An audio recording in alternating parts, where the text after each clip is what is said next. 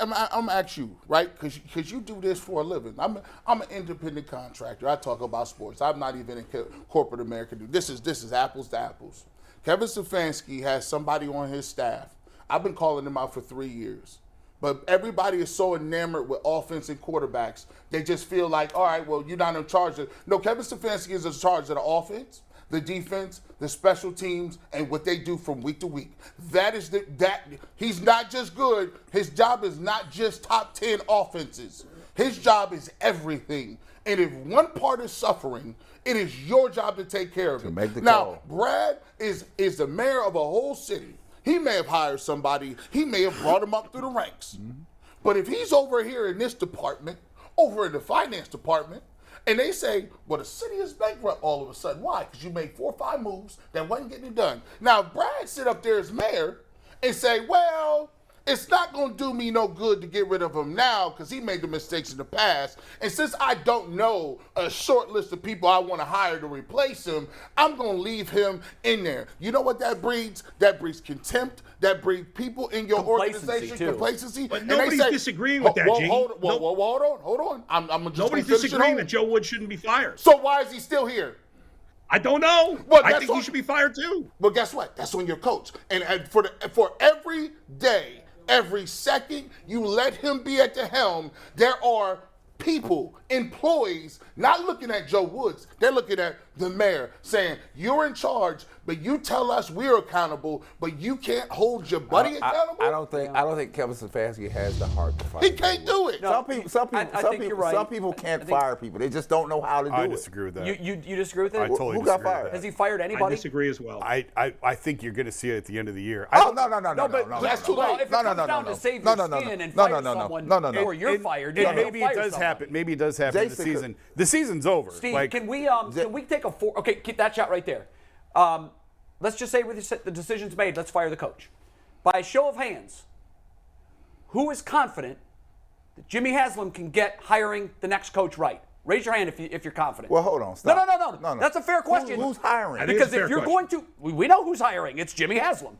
So with a show of hands, who here is confident that Jimmy Haslam can bring in the next great head coach to lead the Cleveland Browns? If it's on Jimmy, I say it's Jimmy's team. If it's on Jimmy, I don't have that confidence. Okay. Because let me tell you what Jimmy needs. Jimmy could have all the money in the world. You need a football man here to run the show. And he's probably not related to you. Right. Or he probably didn't marry someone the one that really knows how to run the show. I'm just new in the business. They can throw them shots. Hey, I don't know who this person is. So imagine if you're running a corporation. Watch this, because this is what was running through my mind last night. Come back my way. You're running a corporation. All right, There's 330 million people that you can choose in this country to run your organization. Got it. What are the odds that the best qualified person, the person that's going to take your billion-dollar business to the top, married your daughter? That's slim. What the hell Zero. are the odds? Hey, this is fourth down. And that guy's a clown. The guy's an absolute clown if you've met him. Listen. He's a total clown show. I've talked to folks in the NFL. I've said it on this show before. People that cover the NFL. There's a very well-known NFL name that I won't mention because he doesn't want this tag to him. He begged me one day when he saw me wearing my pain. This was during the 0-16. He pulled me aside. We're friends. He said, Jay, I am begging you with everything I have in my heart right now. Please divorce this team. Please. You are in an abusive relationship. This is taking more than its pound of flesh on you. I see you walk these halls and fight that fight. I see you try to carry that banner for the city of Cleveland. You're losing, bro, and you are going to continue to lose. And I said, did we build the stadium on an Indian burial ground? What the hell is it? And he said, no, Jay, it's very simple. It's the owner. And that's the guy you can't fire. You can't fire him. Go ahead, Bull. No, you're 100% right. I now agree with him. He's you're right. 100%. I agree with everything you say. You're 100% right. Don't disagree with anything. The only thing I'll say, and the only thing that is hopeful, is that there are other bad owners in the league. Mike Brown. It's Mike Brown's a bad owner. In fact, Mike Brown's daughter, Katie Blackburn, basically runs the Bengals. Now, I believe she's probably more qualified than J.W. Johnson because she's been with the organization since she was a kid. but she still got the job because she's the daughter of the owner. Sure. Okay, so it. And even I'm not a going to say blind it's as squirrel bad. finds a nut once in a while. Exactly. Bengals. But And not this so blind squirrel. We don't get it. The Browns have to overcome more, like the Bengals do, like the Lions do, like the Raiders do, and Washington. Those organizations have been generally bad because they're poorly run with bad owners. And unfortunately, we're stuck with one of those teams. And that doesn't mean you can't win. It just means it's much harder. That's the reality of it. And that's why that's the soil. The ownership is the soil. Right. And ours is That's toxic. right. And to your point about the seeds, like Paul DePodesta, you could say what you want about him. He wanted to hire Sean McDermott. Look how that's turned out in Buffalo. It was down to Kevin Stefanski and Robert Saleh for this job. Look what Saleh's doing with the Jets. I do think DePodesta knows what he's doing in terms of trying to build a franchise, build an organization, build a roster, and not build a roster, I'm sorry, put people in place to do their jobs. We have a little bit of evidence that he knows how to find head coaches. It goes back to your point of a good seed and bad. So is he 2 for 3 and Kevin's the one he whiffed on and missed on? I don't know because and the sad thing is we'll never know until Stefanski gets blown out and goes to whomever, and then what do we have? But to G. Bush's point, what coach that we part of the issue with that though, part of the issue is it is so bad here. You know this. It is so bad here. It's difficult for those guys to go get other opportunities. I do think Mike Pettin probably could. I think he's because so now scarred. the toxicity is on them now. I've seen that with the Cavs, where I've seen really good people get blown out, and they can't get another opportunity because they're stained. And they're actually really good at what they do, but they can't get another chance. Who is that? I'll tell you off air. Okay. Hey, we go overtime. No, I mean, we don't know. And look, again, if you're the owner and you've hired 8, 10 head coaches and 8 GMs, the odds of you stumbling into someone and getting it right eventually should be better than 1 every 16 or 2 every 16. Right. What we have to have happen is, and the crazy thing is, the juxtaposition of good and bad is right under our nose, and we miss it a lot. We have the Guardians, who have fertile soil, and we have the Browns with this toxic soil. Yet Dolan, for all of the criticism and arrows this guy takes, has assembled the best management staff, the best front office, the best manager in baseball. And you know what? He's not in the war room on draft day saying, a homeless guy told me, take Johnny Manziel. Take him. His problem is he's not meddling. He's gone out and he's hired the best people, and I don't know if any of them are related to him or not, but he's hired the best people in the most critical positions, and they've won. I'll say this to your point. You talk about toxic. So they used to say that about the Bulls, right? So Reinsdorf goes out and hires Krause. Right. Then Reinsdorf removes himself from the fray. And that's the key. He stays in the office. Right. Right. And lets Krause do his job. Until Tony La Russa becomes available.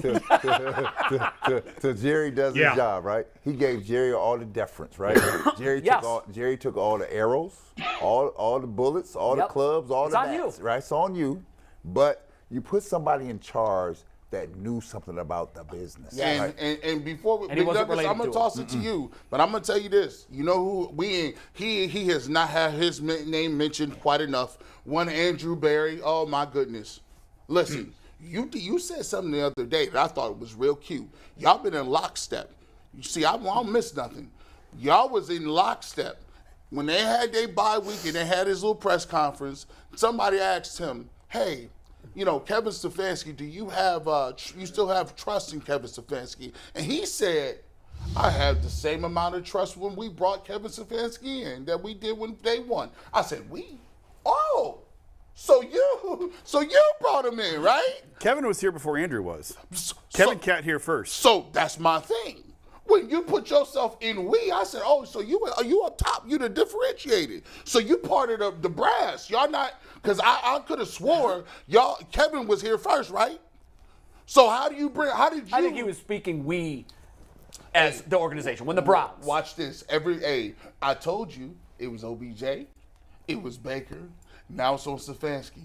You can't hide. You better do something. You better make a move before they pull you in that office and be like, hey, well, the offense looks good. Hang on. I don't want to let this owner thing go because you brought up a really good point that we need to get back to. When I was at the owners' meetings in Palm Beach, Florida, West Palm last year, I sat with Jimmy and Dee for an hour, and most of it was off the record, but this part was on the record, and this was fairly terrifying. I said, when you got here, I think we might have talked about this on the show before. I think you brought it up one other time. I said, but it's worth repeating. When you got here, did Pittsburgh prepare you? That's my question. Mm-hmm. Did Pittsburgh prepare you for what you were walking into as majority owners in Cleveland? They laughed at me. They openly laughed at me. And Jimmy said, no, we had no idea what we were getting into. He said, we walked into Pittsburgh.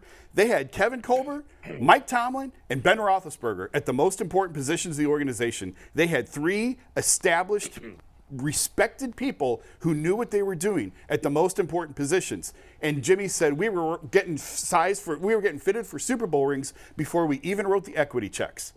And we thought this was easy. And they came here without those 3 important positions filled, and they've never been able to fill them. In 10 years of owning this team, they've never been able to get one of them right, let alone all 3. No. GM, head coach, quarterback, they've never gotten one of them right in 10 years. Do you think they got one of them, 2 of them? Where you at? Well, that's what I'm trying to get you guys to hold on just long enough to find out. Because again, the whole Browns pitch was $230 million. That had a lot to do with it. Yeah. But guys, Deshaun was going to get paid no matter where he went. Not that much. Not that much, but a lot. He wasn't working at McDonald's. He was going to. What if it was 180 and 230? $50 million is a huge, and it was guaranteed. But I'm telling you, that's the piece that I think did it. Yeah. Oh, for sure. And aside, set this. I know it's really hard, but set the contract aside. Because that's the elephant. Yeah, it is. But their pitch, they were with him for I think 2 hours. They spent 2 hours with Deshaun in Rusty Harden's office. Half of that time was Kevin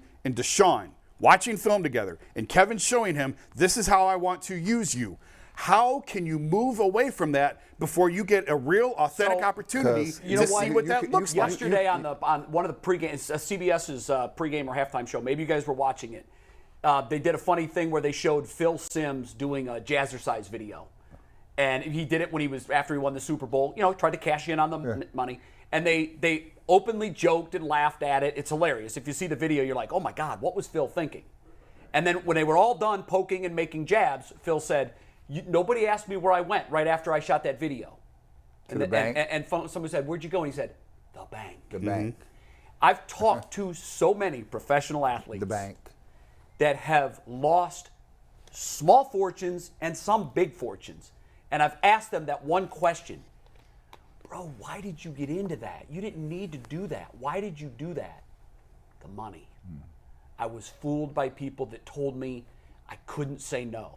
And I'm just wondering, okay, the pitch might have been great. And I do think Kevin Stefanski is a great offensive mind. And I think just in that bubble, he can be one hell of an offensive coordinator. What he's proven to me through 2.5 seasons is he cannot lead men to take a hill. Kevin can be great in the video room. He's an offensive genius. I still think that. Answer this question. He may not be the person to lead your run fight. The show. Go ahead, Bill. Guys, answer this question. This is because I know Jason's with me on this. So Jay, you, G, and Brad, answer me this question. Would you rather have Kevin Stefanski start next season as a head coach? Yes. With a Mike Zimmer type DC, with not necessarily full Zimmer. Season with Deshaun, a full off season program, with a full off season season with Deshaun. Camp. Yes. Or would you rather start over with? I won't even give you a head coach, but just another head coach, somebody that Jimmy hires, full change. Yeah. No, somebody that Jimmy hires, new GM. Because if you're going to fire Stefanski, you got to fire Barry. I'm with you, and I'm probably with Jason. Hold on. But it's a close call. Bull just asked. But I'm with you. Bull just asked the question. It deserves to be answered. Yeah. So no, I don't want Kevin Stefanski at the helm because he's not qualified. So you want him fired? He's not qualified to be the helm. You can give me the new Zimmer and everybody else. He's not qualified to do what you want him to do. He's just not. You want him fired? I would lean by a hair, and if he could get me Zimmer, I'd lean by a hair. But he be the coach, but he's not calling the plays. Play calling is not holding this team back. I'm kind of like I waffle back and forth on that. I'm wondering how much of his week is being taken up by trying to fix the dumpster fire that is the defense. And if that is the case, then he's not putting all of his efforts into the offense. And Jay, this is what I've been trying to say. Coaches get so knee deep in the analytics and just plays and the minutia of it. He's not understanding the people part. I don't understand why he doesn't see. He would not even be on the block. You know when he would come in? If he came in Monday and said, you know what, I want to thank Joe Woods for what he's done. I want to thank him for what he's given. And but the defense has not been good enough, and we needed to make a change. If he does that, what it does, it shows the rest of his team and his organization that he understands that accountability counts for something. Let me tell you why he can't do it. Why? He's not politically savvy. He can't read the room. And you have to be able to do that. When you're on top of your political game, you come in, you read the room real quick. It don't take it real long. And those that do it damn well. And survive. And those that don't, get run out the door. Because they quit on him. You go to his press conference every week. It's the same damn thing every time, right? Saying nothing, right? Saying nothing. And here, the people here, his constituency that shows up in that stadium every weekend and watches and tune in here and waiting for you to say the words. We with you. Just go ahead and say the reason I think it's going to happen now is because at 3-5, you win, you're 4-5, hey, you're still in this. But at 3-6 now, and looking at Buffalo, I think if you're going to do it, you do it now. They turned on OBJ's daddy, and all OBJ's daddy was just lay out the case in fact. That's all it was. It was case in fact, right? They didn't like that, right? I said, so your body of work, you just go back, stay in your body of work, right? And this is not about Kevin not being a nice guy, great fan. That's not what we're talking about. It's funny. G. Bush, you said you would let him go by a hair. A hair. So that's 1 7/8 to fire him. Yeah. And I think we're 2 1/8 because I'm opposite of you. No, I would keep him. Oh, you would keep him? Yes. Oh, I thought you said you would just by a hair fire. I said keep him by a hair, but I don't know if I would let him call the play. So Brad, you're the only one that's out now. I'll do hairs. See, because when you sit at the top of the ticket, when you clean the house, you got to clean all the house. You can't clean a piece of the house. Yeah. Right? Because if you ride, I'm just terrified at the notion of starting over. If you riding from the top, you can't save no piece of it. Not one piece of it can you save. You know, one of the things when I always ask this, when the Browns fire the coach, what's the line look like for teams to snatch them up? Kevin Stefanski would be hired. Oh yeah, in a immediately. tick. Immediately. It would be fired on Monday, hired Monday night by so and so as the offensive hired as the OC. He's not gonna be hired as no head coach. No, you're right. And that's he'd why get another head coach. Oh no, he might eventually get another head coach. Not right away. No, yes, he would. You really think he would automatically get a? No. Yes. Okay. How he's viewed across the league. So let me ask you 100%. Let me ask you this, Hey, Jason. it could happen. Let me ask you this, Jason. How many head coaches you played for? 0. Okay. As a guy who's been a lifelong playing for head coaches, there's certain DNA in the head coaches that are successful, and he has none of the traits. I'm just telling you. Just hear me out. No, he has none of the freaking traits. Right? That don't mean he's not a nice guy. That don't mean he don't know the offensive side of the game. But to lead the regime week in and week out calls you to call shots and take shots, and he don't do either one of them. But what does that mean exactly, Brad? What does that mean? I want a clarification on that. Because he doesn't scream and yell? I don't know. What is? It's not all. Accountability. It's not all screaming and yelling, bull. Yeah. There's pieces and parts that require screaming and yelling. It's holding people accountable, right? Yourself included, right? And then if your people that you are empowering to lead these men are not getting it done, then I hold you accountable, right? Because what if he fired? But guess why? Yeah. Because I'm being held accountable. We all are. Right? So if I don't hold you accountable, right? There's no excuse you can give me for that performance from yesterday. There is none. At all. None. Beautiful. There's none. There is none. Nobody's trying to defend agree. him. Defensible. We know that. Nobody's defending that. So if he fired Joe Woods today, would that be holding him accountable? Yes. No, here. Yes. That's holding him accountable. No, yes. to G, that is. The whole thing got to go. The whole thing has to go. Well, what's the? You can't fire the players. I think at this point we got to agree to disagree on that. Stefanski is not here. I might like the guy. He's not fit to lead this club, right? Joe Woods not fit to lead this club. The special team guy not fit to lead this club. He's not. Nuggets, you got something. Just not.